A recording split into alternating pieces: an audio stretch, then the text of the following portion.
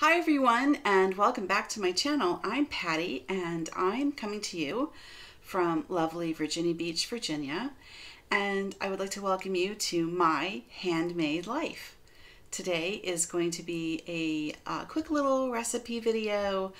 I'm trying out something new and I thought I would go ahead and just record it while I make it and we can all try it together.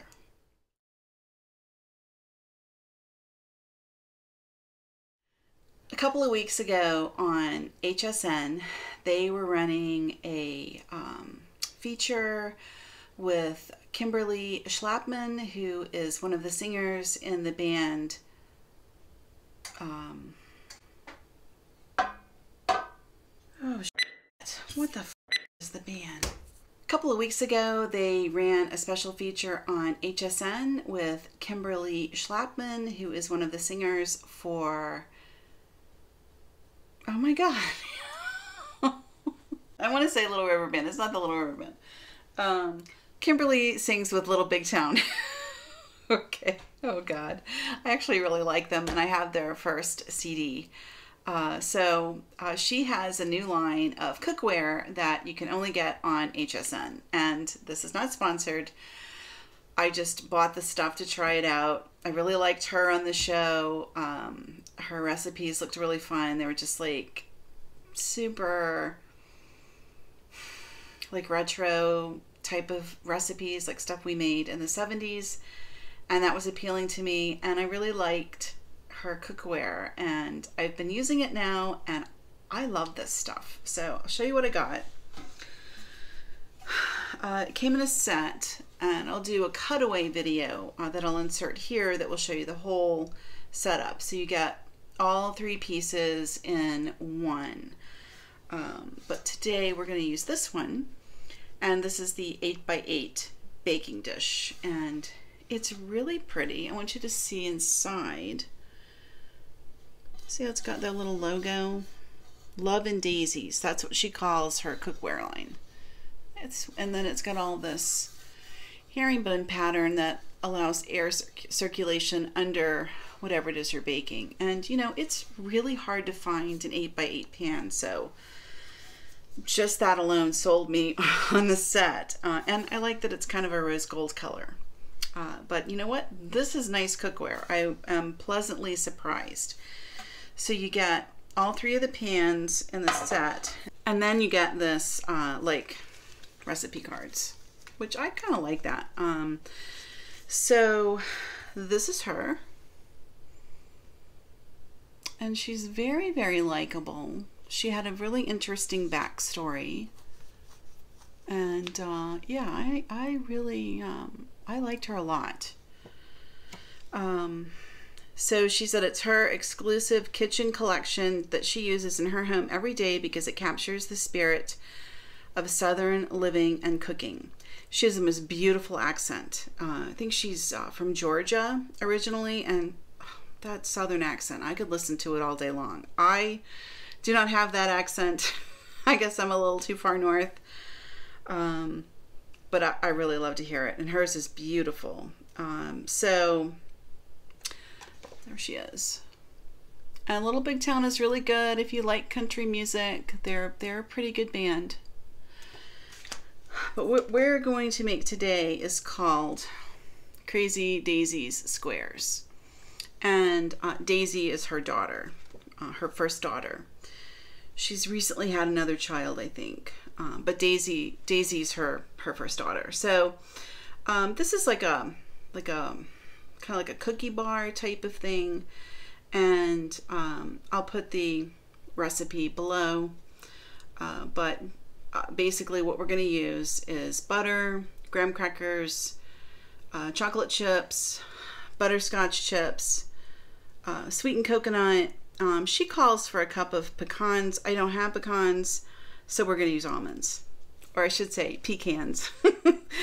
A true Southerner would say pecans, but pecans. And it's not real Southern cooking if it doesn't include sweetened condensed milk, and this has sweetened condensed milk. So basically I've already preheated my oven. I've chopped up the graham crackers in my little mini food processor, which I love this thing. You can also see the food processor in action in my strawberry frosting video, and I'll link to that up here. That is a good video. That frosting is amazing. I really recommend it. But anyway, I've already chopped up the graham crackers. So basically all we're gonna do is we're gonna butter our pan. We're going to take the melted butter, I've already done that, mix it with the graham crackers. That gets pressed into the bottom of the pan, and then we're just going to combine our chocolate chips and our nuts and coconut in another bowl. We're going to sprinkle that over top of the graham crackers, and then we're just going to pour the sweetened condensed milk on top of that, and then it gets baked. So it's super easy, and it just sounds really good. So, okay, here we go. Let's make the Crazy Daisies squares.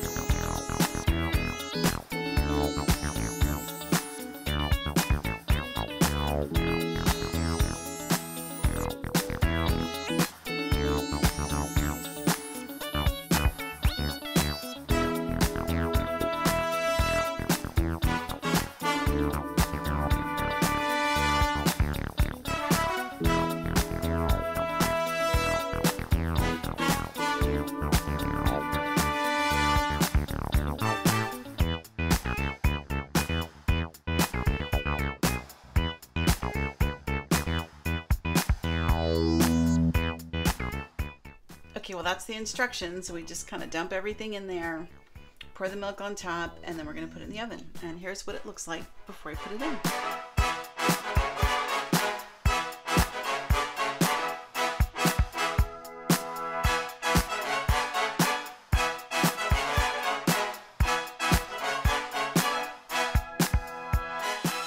It's in. It's going to bake at 325 for about 20 minutes. We're going to check on it and see what we've got. I anticipate baking this today and then letting it sit in the refrigerator overnight. So we're going to bake it today and we'll have it tomorrow.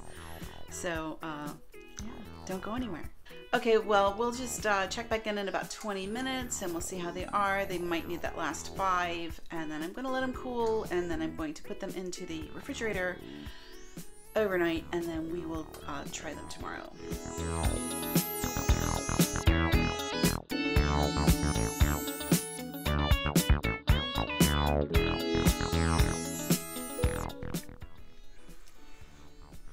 I don't know. We're going to see what it does. This is what the recipe calls for. That just doesn't seem even remotely done to me. So I put it in for another 15 minutes and we'll just let it get golden brown all the way across the top. And then I'll take it out. I don't know. I don't know what to say about this recipe so far. Fingers crossed. It's about 24 hours later, which means it's the next day. I baked this dessert for about 45 minutes and allowed it to sit up in the refrigerator overnight. And it looks pretty good. I'm gonna try now to get it out of the pan.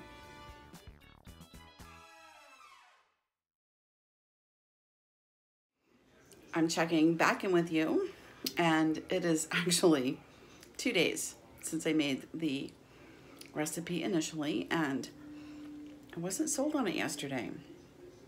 But now it's had time. I took it out of the refrigerator, cut it up, let everything sit in cut up form in an airtight container, and another 24 hours has passed, and these things are pretty good. I will say, I think maybe I needed a little more butter in the graham cracker part, but these are pretty good. So you can see, that's not a good picture. I will take better pictures of these and insert them here so that you can see what they really look like. It's pretty darn good, I have to say. Initially, it was a no on this recipe, but now that it's had time to sit, it's pretty good. What I think I would do is put more butter into the graham cracker crust. I would also line the pan with parchment so that you can lift it out, because it was very hard to get out of the pan, and I wound up scratching my brand new pan because I had to use a metal knife to get it out. I'm not happy about that. So I would definitely line the pan if you make these. I baked them for like 45 minutes, so maybe just bake them 40, and I think it would be good to go. So if you make these, or if you've made anything like them, I'd like to hear your experience. If you have any tips and tricks. So I'm gonna say initially it was a no, but now it's a yes. But they're pretty good. So okay, that's the recipe, and thanks for watching, and I'll see you next time.